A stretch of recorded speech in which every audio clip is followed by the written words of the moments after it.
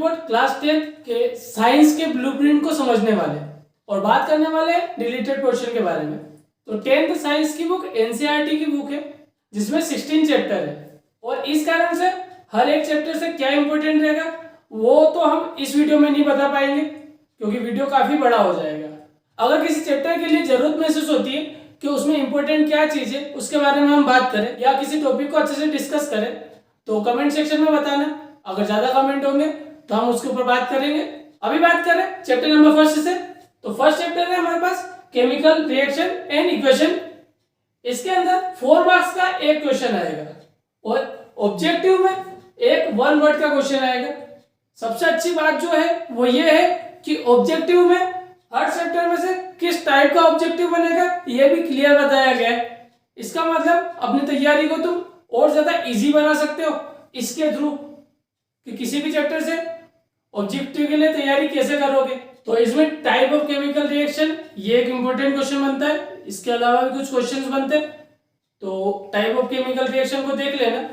आगे बात करें तो chapter number 2 acid base and salt, इसमें से 2 मार्क्स का एक क्वेश्चन है और ये बात इसको काफी इजी बना देती है। जितने भी छोटे छोटे क्वेश्चंस मिलेंगे तुमको इस चैप्टर से रिलेटेड वो कर लेना तो इसका 2 मार्क्स अच्छे से कवर हो जाएगा। और ऐसे छोटे छोटे पॉइंट में जब पढ़ोगे तो उसी के साथ में इसमें से एक चूज आने वाला है, मतलब चूज द करेक्ट, एक फिल इन द ब्लैंक्स और एक 1 वर्ड वो भी कवर हो जाएगा साथ साथ में। तो इसे पूरा चैप्टर वाइज पढ़ने की जरूरत नहीं पड़ेगी। जहां पे भी तुमको इससे रिलेटेड छोटे छोटे क्वेश्चंस मिले वो सारे के सारे पढ़ लेना। छोटे क्वेश्चन से फायदा ये रहेगा कि याद भी जल्दी होंगे और समझ में भी जल्दी आएगा और लोड भी नहीं पड़ेगा। थर्ड चैप्टर पे चले तो वो है मेटल एंड नॉन मेटल, जिसमें एक 5 मार्क्स का क्वेश्चन आता है। तो इस हिसाब से इसमें इंपॉर्टेंट हो जाता है chemical property of metal and non metal, ऐसे physical property of metal and non metal, जिसमें से फिजिकल प्रॉपर्टी को काफी अच्छे से कर लेना क्योंकि वो काफी इजी है। अगर उसे 1 से 2 बार देखोगे तो भी अच्छे समझ में आ जाएगा। इसमें से कुछ चीजें डिलीट भी हुई है और इस कारण से ये जितना लेंथी था चैप्टर उससे बहुत छोटा हो गया है। जैसे कि अगर चैप्टर में लास्ट में चलोगे तो तुम्हें बेसिक मेटलर्जिकल प्रोसेस के बारे में पढ़ने को मिलेगा जिसमें मेटल का एक्सट्रैक्शन, एनरिचमेंट ऑफ ओर, ऐसे करके बहुत सारे टॉपिक थे, वो सब इसमें से डिलीट हो गया। और उसके जस्ट बाद चलोगे तो उसमें से कोरोजन एंड इट्स प्रिवेंशन ये वाला टॉपिक मिलेगा। तो कोरोजन और उसका प्रिवेंशन ये भी इसमें डिलीट हो गया है, मतलब ये चैप्टर पीछे से डिलीट हो चुका है, केवल आगे आगे का पोर्शन बचा है इसके अंदर। और इसमें से ऑब्जेक्टिव कोई भी नहीं आने वाला है तो एकदम घुस के पढ़ने की जरूरत नहीं पड़ेगी इस चैप्टर को, या छोटी छोटी डेफिनेशन से याद करने की जरूरत नहीं पड़ेगी। इसमें से जो बड़े क्वेश्चंस बनते हैं उसको कर लेना। इसमें से पहले बता दिया फिजिकल प्रॉपर्टी वाला अच्छे से कर लेना और केमिकल प्रॉपर्टी वाला भी। Chapter number 4 carbon and its compound, इसमें से 2 मार्क्स के 2 क्वेश्चन है। इसके अलावा ऑब्जेक्टिव में चूज द करेक्ट है तो 2 मार्क्स के 2 क्वेश्चन है। इसका मतलब इसमें भी केवल तुम छोटे छोटे क्वेश्चन के फॉर्म में पढ़ लेना। जितने भी क्वेश्चन मिलते हैं चैप्टर नंबर 4 से रिलेटेड उनको अच्छे से कर लेना, जो छोटे छोटे क्वेश्चन है, ताकि पूरा चैप्टर पढ़ने का लोड नहीं रहेगा। सबसे अच्छी बात है कि जो 2 नंबर में आ सकती थी चीजें उसमें से कुछ चीजें डिलीट हुई है, मतलब बड़े क्वेश्चन में से डिलीट नहीं हुआ है, छोटे नंबर में से डिलीट हुआ जो आने वाला था। जिसके अंदर अगर देखोगे तो nomenclature of compound containing functional group ये वाला पोर्शन डिलीट हुआ है। इसका मतलब वो alcohol, aldehyde, ketone, carboxylic acid, alkene, alkyne ये सारे के सारे नोमेनक्लेचर डिलीट हो चुके हैं। मतलब अगर किसी को अच्छे से आते थे तो काफी अच्छी बात है क्योंकि अगली क्लासेस में काम आ जाएंगे। जिसको नहीं आते थे उनके लिए अभी के लिए प्रॉब्लम तो हट चुकी है। इसके अलावा इसमें डिलीट हुआ है वो है difference between saturated and unsaturated compound. इसके अलावा chemical property of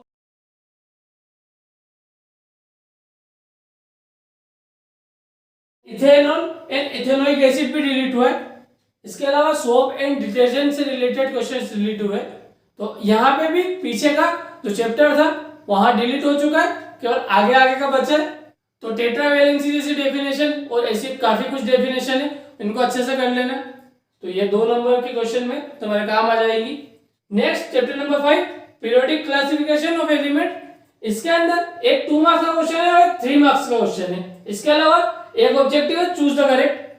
related portion में कुछ भी नहीं है इसके अंदर और इस चैप्टर में भी ज्यादा कुछ नहीं है। इसके अंदर जो इंपॉर्टेंट है वो 2 मार्क्स के हिसाब से देखें तो जैसे कि मेंडलीव ने कौन सा पीरियोडिक लॉ का यूज किया था उसकी पीरियोडिक टेबल में, या मॉडर्न पीरियोडिक टेबल में कौन सा लॉ यूज होता है, ये लॉ याद कर लेना। इनमें से कोई एक लॉ बन सकता है 2 मार्क्स के लिए। इसके अलावा पीरियोडिक ट्रेंड्स जो है, हम लेफ्ट टू राइट जाते तो रेडियस घटती है, अप से डाउन जाते तो रेडियस बढ़ती है, ऐसे ट्रेंड्स याद कर लेना। ऐसे क्वेश्चंस बन सकते हैं 2 और 3 मार्क्स में। इसके अलावा इस चैप्टर में ज्यादा कुछ है भी नहीं, 3 मार्क्स में ज्यादा अगर उसको बड़ा कुछ देना है तो वो दे सकता है लिमिटेशन लिखने के लिए, एक मॉडर्न पीरियोडिक टेबल की, एक मेंडलीव की पीरियोडिक टेबल की, इनको भी एक्सेस करना। और वो भी तुमको ज्यादा याद नहीं करनी पड़ेगी, मैक्सिमम 3 याद करनी पड़ेगी, इससे ज्यादा नहीं। नेक्स्ट चैप्टर लाइफ प्रोसेस, इसमें से 3 मार्क्स का एक क्वेश्चन है और मैच द कॉलम आएगी इसमें से जो 5 मार्क्स की होगी। Next chapter number 7 control and coordination, ये पूरा चैप्टर डिलीट हो चुका है। ये डिलीटेड पोर्शन जो फाइनल ब्लूप्रिंट जारी किया था उसके साथ डिलीटेड पोर्शन जारी किया था एमपी बोर्ड ने, उसके थ्रू लिया है, इसलिए डरने की जरूरत नहीं है, ये एकदम करेक्ट है। Next chapter how to organisms reproduce, इसमें से 2 मार्क्स का एक क्वेश्चन है और 5 मार्क्स का एक क्वेश्चन है, तो इसके लिए अच्छे से तैयारी कर लेना। नेक्स्ट चैप्टर नंबर 9, इसमें हेरिडिटी एंड इवोल्यूशन, जिसमें से 2 मार्क्स का एक क्वेश्चन है और 5 मार्क्स का एक क्वेश्चन, मतलब सेम पैटर्न फॉलो कर रहा है, तो इसकी भी अच्छे से तैयारी कर लेना। इसके अंदर से कुछ कटा है, वो है बेसिक कॉन्सेप्ट ऑफ इवोल्यूशंस। ये चैप्टर हेरिडिटी एंड इवोल्यूशन इतना इंटरेस्टिंग होता है कि इवोल्यूशन से रिलेटेड काफी ज्यादा मूवीज भी बन चुकी है।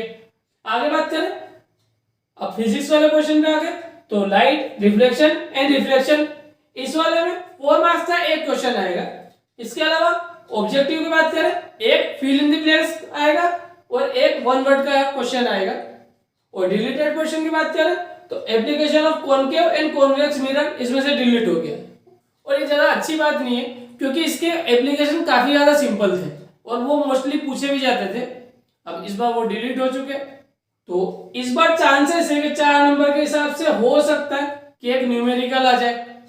और अगर इसके न्यूमेरिकल में प्रॉब्लम हो, अच्छे से समझना चाहते हो, तो हम इसके ऊपर एक वीडियो बना सकते हैं, तो कमेंट सेक्शन में बताना। इसके लिए एक स्पेशल डेडिकेटेड वीडियो बना देंगे जिसमें केवल न्यूमेरिकल को समझाया होगा, क्योंकि मेरे को जहां तक लगता है इस चैप्टर में से एक न्यूमेरिकल श्योर डिटी से आएगा और काफी सिंपल न्यूमेरिकल होगा, मतलब उसको तुम आसानी से कर पाओगे और 4 नंबर तुम्हारे पक्के हो जाएंगे, कुछ भी याद करने की जरूरत नहीं पड़ेगी इस चैप्टर में से।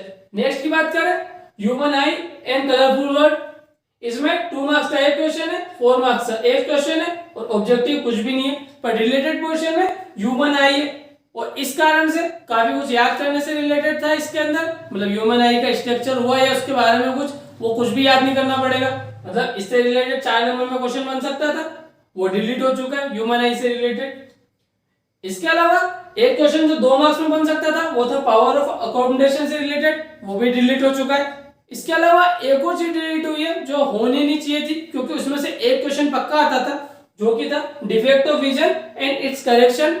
तो नॉर्मली मायोपिया और हाइपरमेट्रोपिया में से एक क्वेश्चन जरूर आता था और वो 4 नंबर में आ सकता था। और इससे भी ज्यादा अच्छी बात यह है कि एक के बारे में एक साल पूछा जाता था, अगले के बारे में अगले साल, मतलब मायोपिया एक साल तो अगले साल हाइपरमेट्रोपिया। पर अब वो दोनों डिलीट हो चुके हैं, मतलब 3 जो डिफेक्ट ऑफ विजन है वो तीनों डिलीट हो चुके हैं। तो इसका मतलब इस चैप्टर में जो इंपॉर्टेंट हो जाता है वो एक प्रिज्म हो जाएगा। इसके अलावा डिस्पर्सन और उनसे रिलेटेड कुछ क्वेश्चन है, वो वाले क्वेश्चन इंपॉर्टेंट हो जाएंगे, जैसे कि आसमान नीला क्यों दिखता है, या डिले सनसेट, अर्ली सनराइज, या reddish colour of sun, twinkle of star, ऐसे वाले क्वेश्चंस, तो उनकी भी अच्छे से प्रैक्टिस कर लेना। नेक्स्ट बात करें इलेक्ट्रिसिटी, इसमें 2 मार्क्स का एक क्वेश्चन है, 3 मार्क्स का एक क्वेश्चन है। इसके अलावा ऑब्जेक्टिव में चूज द करेक्ट और फिल इन द ब्लैंक्स है। तो 3 मार्क्स के क्वेश्चन में इसमें ओम्स लॉ पूछा जा सकता है, उसको अच्छे से कवर कर लेना। और एक रेजिस्टेंस से रिलेटेड कोई न्यूमेरिकल आ सकता है इसी के ओर में। 2 मार्क्स में डेफिनेशन आ सकती है, तो इसमें काफी डेफिनेशन है और काफी सिंपल है, उनके अच्छे से प्रैक्टिस कर लेना। Next chapter magnetic effect of current, इसमें से भी 2 मार्क्स का एक क्वेश्चन और 3 मार्क्स का एक क्वेश्चन। और सेम जैसा पहले वाले चैप्टर में ऑब्जेक्टिव में है चूज द करेक्ट है और फिल इन द ब्लैंक्स है, तो इसमें भी छोटी छोटी डेफिनेशन सारी पढ़ लेना। इसमें से भी काफी कुछ डिलीट हुआ है, तो इसमें से डिलीट होने वाली चीजें हैं electric generator, direct current, AC current, इसके अलावा फ्रीक्वेंसी ऑफ अल्टरनेटिव करंट और advantage of alternative current over direct current, इसके अलावा डोमेस्टिक इलेक्ट्रिक सर्किट, तो डिलीट तो बहुत सारा क्वेश्चन हुआ है इसके अंदर से और कोई बड़ा क्वेश्चन बन भी नहीं रहा है। इस कारण से जितनी भी डेफिनेशन है वो अच्छे से याद कर लेना इसमें, क्योंकि इस चैप्टर से मोस्ट ऑफ डेफिनेशन नहीं बन रही है। फ्लेमिंग के left hand rule, right hand rule, ये 3 मार्क्स में आ सकते हैं और ये काफी ज्यादा इंपॉर्टेंट हो जाएंगे, इसलिए इनको छोड़ना मत, अच्छे से याद कर लेना। इससे पहले एक चीज हमने छोड़ दी, human eye and colourful world में एक चीज डिलीटेड पोर्शन में दे रखी है, वो है एप्लीकेशन ऑफ लेंसेज, तबकि वो लाइट रिफ्लेक्शन एंड रिफ्लेक्शन के अंदर होना था। तो अगर इसी से रिलेटेड हुआ तो वो डिफेक्ट ऑफ विजन में हमने उसका करेक्शन सीखा था, उसके अंदर आ जाता है।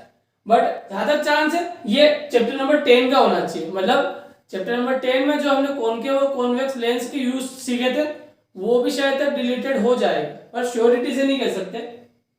नेक्स्ट चैप्टर की बात करें, सोर्स ऑफ एनर्जी रिलेटेड हो चुका है। इसके बाद अवर एनवायरमेंट, इसमें से एक 3 मार्क्स का क्वेश्चन है और 2 ऑब्जेक्टिव है, जिसमें एक फिल इन द ब्लैंक्स है और एक 1 वर्ड है। और इसके बाद एक लास्ट चैप्टर वो भी डिलीट हो चुका है।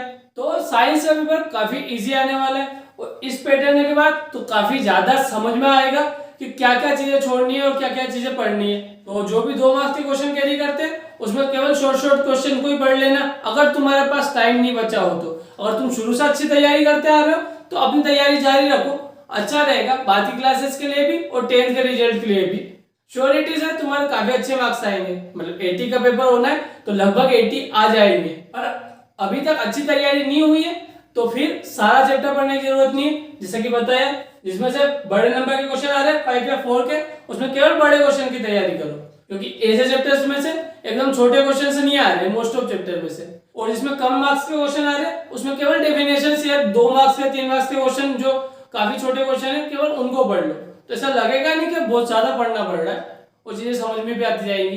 किसी भी चीज से रिलेटेड कुछ प्रॉब्लम हो या किसी भी चीज से रिलेटेड कोई एक डेडिकेटेड वीडियो बनाना हो तो कमेंट सेक्शन में जरूर बताना, अच्छे से उस चीज को समझा देंगे।